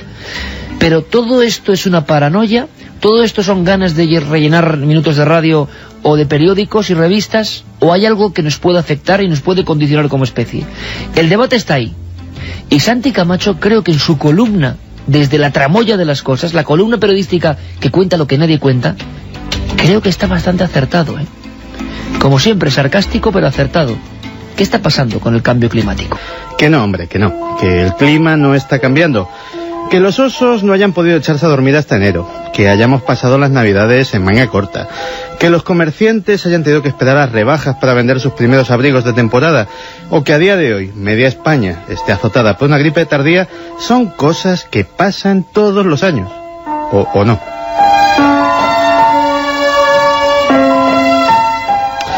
Pues sí, joven, a día de hoy parece bastante fácil encontrar todavía a quienes defienden a capa y espada que esto del cambio climático son imaginaciones nuestras, del ciudadano de a pie, si no te acosa mejor que hablar del tiempo, que por demás es un tema tradicional y español donde los haya.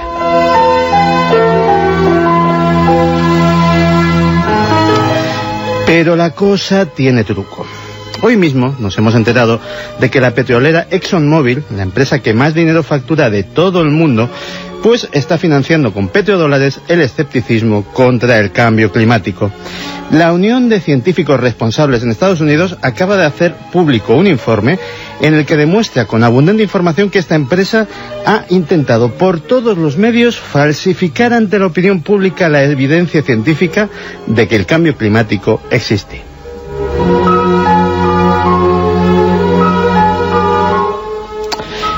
Entre 1998 y 2005, la empresa aportó casi 16 millones de dólares a una red de 43 organizaciones que cuestionan el consenso en cuanto a las emisiones de gases de efecto invernadero. Este dinero se ha repartido entre científicos, políticos, periodistas, empresas, páginas web, etc. Y todo con una idea: el cambio climático no existe.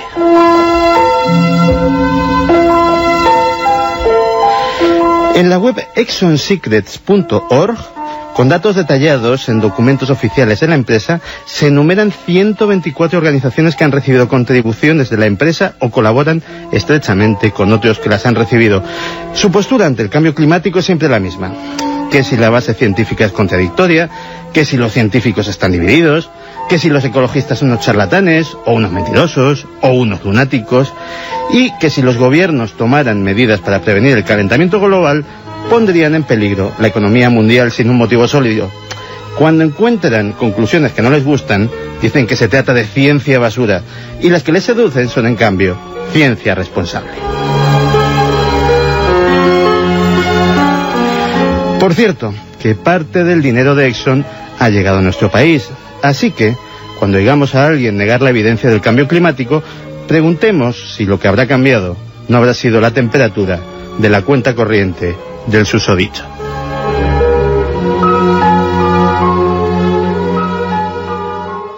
Ahora mismo a las 3 menos cuarto, con 8 grados y medio en el estudio 1 de la cadena SER, estaba mientras sonaban los compases de este himno ya para nosotros de Roy Lynch, Celestial Soda Pop. No sé por qué, como una película, pasaban las imágenes que vi ayer en Palencia con este fondo. Y hay que decir que se acoplan perfectamente porque expresan perfectamente lo que todos creo que sentimos. Y hay que ver, Alberto Granados, compañero, cómo está calando, cuánta gente daba ese cariño también por irse después de una semana llena de noticias, de emociones, de miedos, de misterios, pero irse con una sonrisa, con una reflexión, pensando que podemos mejorar y que debemos esforzarnos en ser felices. Yo lo noté muy bien ayer, ¿eh? Y fíjate cómo no ser agradecidos desde esta sección, que precisamente pues estamos siempre hablando de lo mismo, ¿no? De agradecer.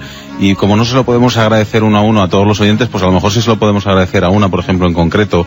Se llama Lorena López Peláez, nos escribió el 2 de diciembre del 2006, diciéndonos en ese programa del Escorial que iba a visitar el Escorial y que le diéramos algunos apuntes de cómo podía ir, ¿no? Bueno, pues se le dieron algunos apuntes durante ese programa, ella estaba muy agradecida y nos ha mandado sus memorias, recuerdos y visiones de mi viaje al Escorial para que disfrutemos de ellas y para que conozcamos un poquito más, ¿no? Y además las ha mandado a modo de pergamino, ¿las veis? Es increíble. Me las di ayer para que las leyéramos juntos, para que, bueno, decía, era mi única manera de poderos agradecer lo que habéis hecho por mí, ¿no? Y hay una frase que, pensando en todo esto, me ha llamado la atención mucho, que es: hacer felices a los demás es como repartir flores, siempre nos quedan las manos llenas de aroma.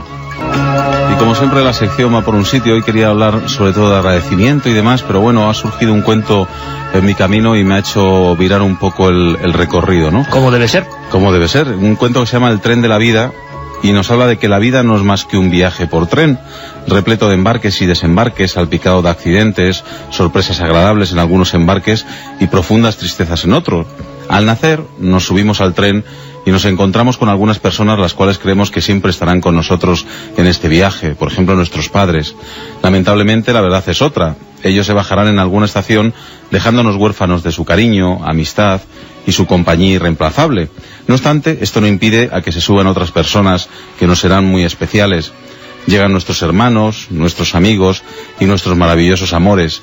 De las personas que toman este tren, habrá los que lo hagan como un simple paseo, otros que encontrarán solamente tristeza en el viaje, y habrá otros que circulando por el tren estarán siempre listos en ayudar a quien lo necesite. Muchos al bajar dejan una añoranza permanente, otros pasan tan desapercibidos que ni siquiera nos damos cuenta que desocuparon el asiento. Es curioso constatar que algunos pasajeros, quienes no son tan queridos, se acomodan en vagones distintos al nuestro. Por lo tanto, se nos obliga a hacer el trayecto separado de ellos. Desde luego, no se nos impide que durante el viaje recorramos con dificultad nuestro vagón y lleguemos a ellos, pero lamentablemente ya no podremos sentarnos a su lado, pues habrá otra persona ocupando el asiento. No importa, el viaje se hace de este modo, lleno de desafíos, sueños, fantasías, esperas y despedidas, pero no hay vuelta posible. Entonces, ¿por qué no hacemos este viaje de la mejor manera posible? Tratemos de relacionarnos bien con todos los pasajeros, buscando en cada uno lo mejor que tengan. Recordemos siempre que en algún momento del trayecto ellos podrán titubear y probablemente precisaremos entenderlos, ya que nosotros también muchas veces titubearemos y habrá alguien que nos comprenda. El gran misterio, al fin, es que no sabremos jamás en qué estación nos vamos a apear, mucho menos dónde bajarán nuestros compañeros, ni siquiera el que está sentado en el asiento de al lado. Me quedo pensando si cuando baje del tren sentiré nostalgia. Creo que sí. Separarme de algunos amigos de los que hice en el viaje será doloroso. Dejar que mis hijos continúen solos será muy triste, pero me aferro a la esperanza de que en algún momento llegaré a la estación principal y tendré la gran emoción de verlos llegar con un equipaje que no tenían cuando embarcaron. Lo que me hará feliz será pensar que colaboré con que el equipaje creciera y se hiciera valioso. Hagamos que nuestra estancia en este tren sea tranquila, que haya valido la pena. Hagamos tanto para que cuando llegue el momento de desembarcar, nuestro asiento vacío deje añoranza y gratos recuerdos a los que en el viaje permanezcan.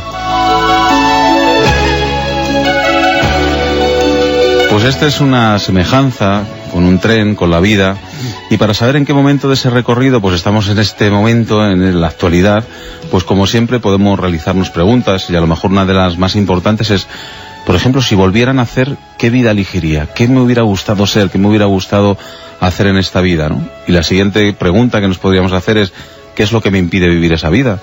Porque si hay algo importante es que cada uno puede elegir la vida que desea. A veces cuesta mucho más, pero hay que recordar que por imposible que parezca, muchos lo han conseguido. Quizás pues nos quedaríamos muy impresionados si nos diéramos cuenta de que grandes empresarios, de que grandes artistas, escritores, comenzaron de la nada, pero que en casi todos hay una palabra que creo que es muy importante y que me gustaría hablar de hoy, el sacrificio.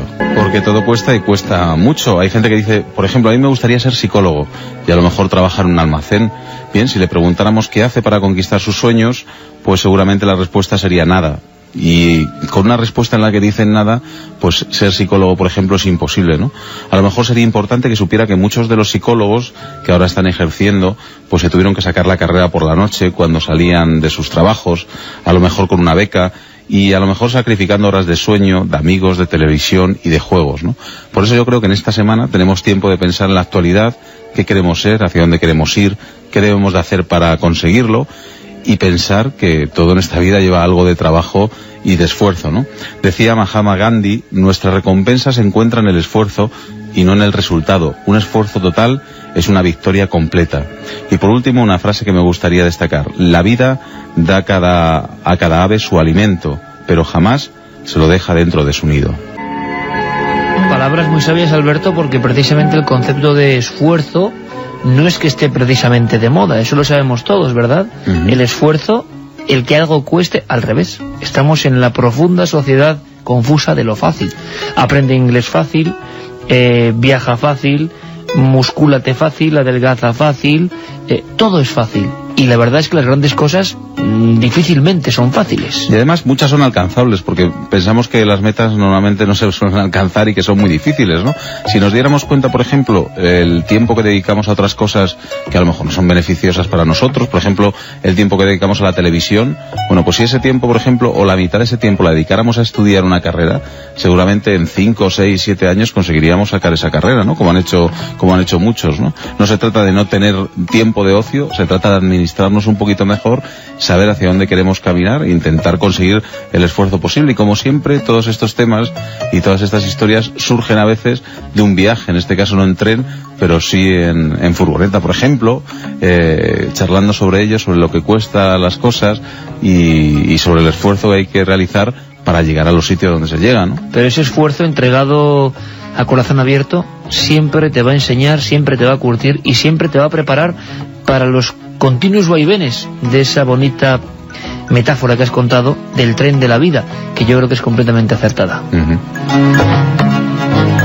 Y no sé qué le parecerá a la gente que siempre escucha a Mente Positiva con mucha sensibilidad a flor de piel, ¿no? Yo noto que quizá esta pequeña gran sección recoge el contenido de cosas que yo os lo voy a confesar. Cuando ayer estábamos ante esa gente, notabas que estábamos unidos por algo que yo no sé qué es, si es lo repito, no es solo admiración, hay una sensación de que todos queremos lo mejor para el resto, para la gente que nos escucha, queremos un mundo mejor, queremos lo mejor, y la clave esa del esfuerzo yo creo que es importantísima porque se ha olvidado por completo. Vemos ejemplos que es todo lo contrario, las cosas verdaderamente importantes cuestan siempre.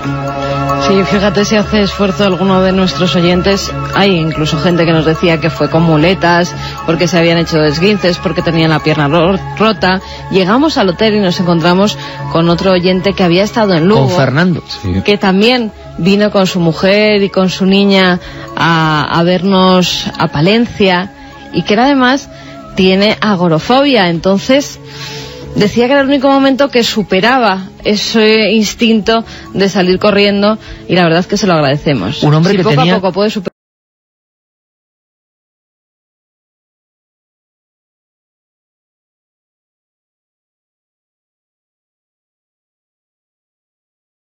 Estás escuchando Milenio 3 por Aluca Nanica. 1:08, 8,7 grados. Bienvenidos, amigos.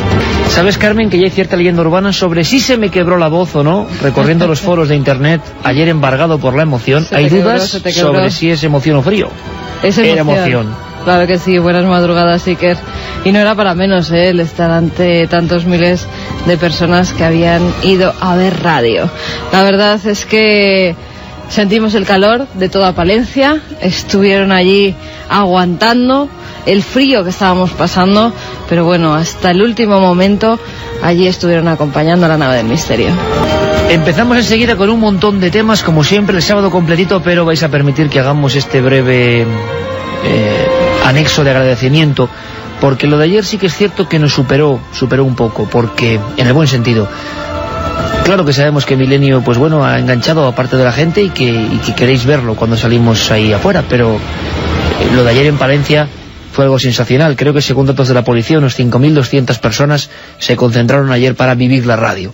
En una ciudad que tiene su frío, hay que decirlo, en un pabellón que también era, por su estructura, pues causaba cierta temperatura casi gélida, y la gente estuvo ahí, la gente sentada en el suelo, la gente de pie.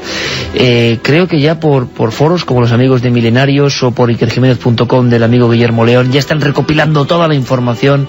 Es muy bonito lo que está ocurriendo, es muy bonito y muy difícil no sentirse sobrepasado, y cómo no se le va a quebrar a uno la emoción en cierto momento, porque Carmen, en un momento de esa noche retransmitida en otra experiencia pionera por la cadena SER a través de cadenaser.com, dijo, no sé por qué te vino solamente en ese momento, ¿no? Te recordaba la alerta OVNI del 2004. Sí, ¿sabes qué pasa? Que nosotros con las luces que llevamos en el escenario, por ejemplo, pues muchas veces estas te cegan y entonces no ves toda la gente que hay debajo. Y era una forma de verlos, de decir que estaban allí, de que con esas luces dijeran, aquí hay una persona. Y la verdad es que fue precioso ver todo ese estadio estrellado, aunque estuviéramos a cubierto. Fue una experiencia preciosa. ¿Tú cómo lo viviste, Alberto? Bueno, pues la verdad que también bastante impresionado, sobre todo porque yo no había podido estar en esa alerta OVNI, y me sorprendió mucho, ¿no?, ver todos aquellos teléfonos iluminando aquel pabellón repleto de gente.